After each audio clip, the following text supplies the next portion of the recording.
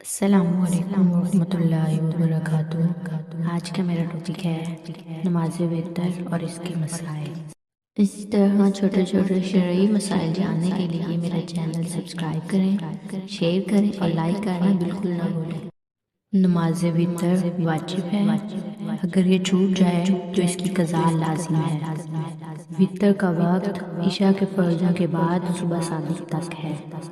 جو سو کر اٹھنے پر قادر ہو اس کے لیے افضل ہے کہ پچھلی رات میں اٹھ کر پہلے تہجد ادا کرے پھر وتر۔ اس کی 3 رکعتیں ہیں اور اس میں قعدہ اولیٰ واجب ہے۔ قعدہ اولیٰ کہتے ہیں دوسری رکعت کے بعد تشہد میں بیٹھنا۔ صرف تشہد پڑھیں اور پھر کھڑی ہو جائیں۔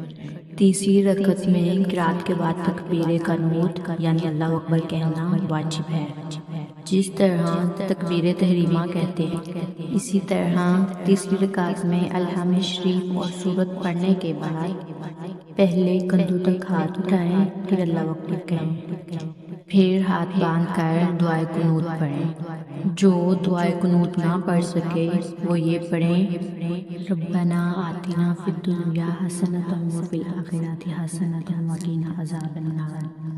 اور اگر دعائے قنوت پڑھنا بھول گئیں اور رکوع میں چلی گئیں تو واپس نہ لوٹیں بلکہ سجدہ سہو کریں۔